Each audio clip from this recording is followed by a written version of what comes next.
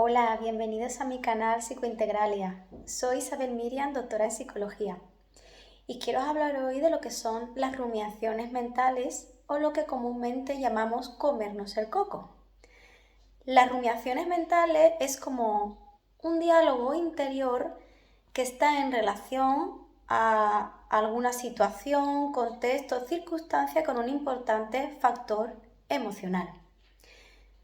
Las rumiaciones mentales las vivimos como una voz interior, como un diálogo interior, una narrativa, que además va a una velocidad mucho más rápido, es decir, no va al mismo ritmo que cuando, por ejemplo, hablamos, ¿no? Sino va a un ritmo mucho más acelerado en el cual se aglomeran ideas, pensamientos, se comprimen y se dan de forma automática y en paralelo. Cuando hablo en paralelo, me refiero a que un pensamiento no sucede a otro y a otro y a otro. Quizás en nuestra parte consciente de esa rumiación sí, pero la parte inconsciente que hay detrás no es así, sino que todos los procesos suceden a la vez.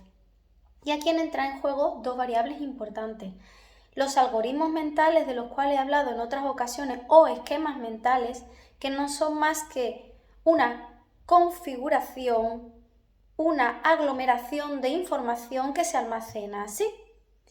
Y de esta manera se activa rápidamente. Es una forma de nuestra mente para ahorrar recursos en el aprendizaje o en adquirir información. Y en esos esquemas mentales o algoritmos mentales entra en juego los estereotipos, los preconceptos, todo lo que vienen a ser ideas preconcebidas, ideas que tenemos de cómo funciona el mundo, la realidad, las personas, todo lo que abarca nuestra realidad.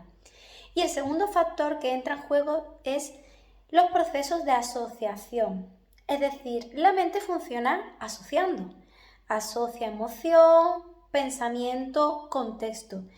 ¿Esto qué quiere decir? Que se van a dar recuerdos o pensamientos que activen otros pensamientos o recuerdos, emociones que activen pensamientos y circunstancias, contextos físicos que también activen estos pensamientos. Las rumiaciones, por lo general, se despiertan, se inician automáticamente y llega un momento en el que son descontroladas. ¿Por qué? Porque se convierte en un hábito mental que se activa solo. Es decir, a ese proceso subyace una activación neuronal que se repite una vez y otra vez de manera que se automatiza. Y una vez que se inicia esa rumiación, sigue una línea automáticamente. También la rumiación, aparte de esa voz, de esa narrativa y esos preconceptos, esos esquemas mentales o rumiaciones, se dan las imágenes.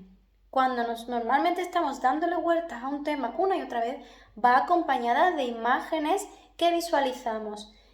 Ojo, esto es importante, no son imágenes reales. ¿Por qué? Porque hasta incluso los recuerdos, las imágenes que creemos que son recuerdos, inconscientemente las distorsionamos. Y nunca se recuerdan los acontecimientos tal cual sucedieron, por muy objetivamente que creamos que lo almacenamos. Con lo cual, si acompañamos una rumiación de imágenes que vivimos con intensidad, porque hasta sentimos las propias emociones en ese momento como si eso estuviese sucediendo de verdad, pues imaginaros al condicionamiento al que estamos sometiendo nuestra mente. O sea, estamos como programando ahí una circunstancia que estamos pensando una y otra vez, que además se va asociando al contexto en el que estamos. Por ejemplo, imaginaros que hace cosa de un tiempo pasasteis una depresión importante y os recluisteis en casa. No queréis salir, que es lo que suele pasar. Y pasasteis mucho tiempo en vuestra habitación, en la cama tumbados, cosa que suele pasar. ¿Qué sucede? Que normalmente esta persona, cuando está en proceso de recuperación, la mayor parte de las recaídas las va a tener cuando esté en el lugar en el que vivió la mayoría de esas emociones negativas.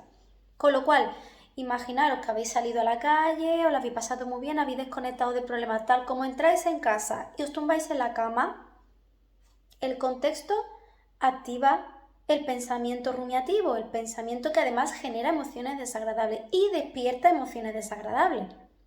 Estoy poniendo el ejemplo de la casa, pero esto puede suceder en cualquier contexto en el que nosotros condicionemos una emoción. Entonces, claro, La rumiación, el pensamiento, una vez que nos sumergimos cada vez más y más en él, llega un momento en el que se nos va de control, es decir, pierde sentido de realidad. Esto sucede, por ejemplo, cuando le damos mucha vuelta a algo que nos preocupa. Lo pensamos tanto, que ya llega un momento en el que nos planteamos situaciones irreales y le damos una veracidad a cosas que no tienen por qué suceder. Y lo vivimos con la certeza de que nos va a pasar algo negativo cuando lo más improbable es que no nos pase.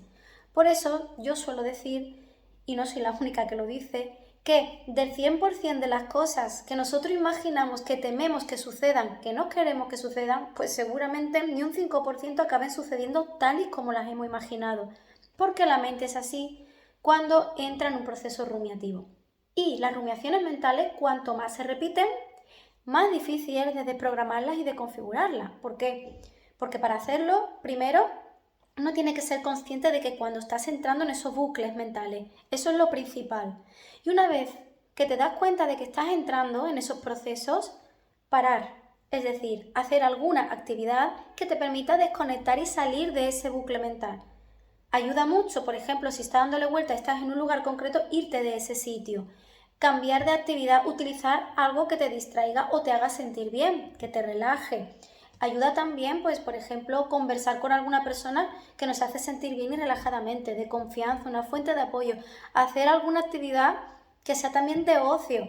Cualquier cosa con tal de romper ese bucle. ¿Por qué? Porque la primera, la segunda, la tercera, la 10ª vez va a costarnos muchísimo, pero cuanto más veces lo vayamos haciendo, ese bucle mental va perdiendo fuerza, esa conexión neuronal va perdiendo fuerza y va a llegar un momento en el que esas rumiaciones no te van a venir.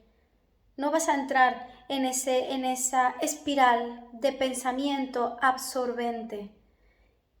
Y esto es algo que a medida que más lo vamos haciendo, de la misma manera que nos hundimos en su momento y caímos en esa rumiación, se sale igualmente hacia arriba, llegando un momento en el que eres capaz de controlar ese proceso mental. Si tenéis dudas sobre este tema y otros que hablo en las publicaciones, bueno, recordad que tenéis mi correo isamimaco, tal como suena, @gmail.com. Muchas gracias.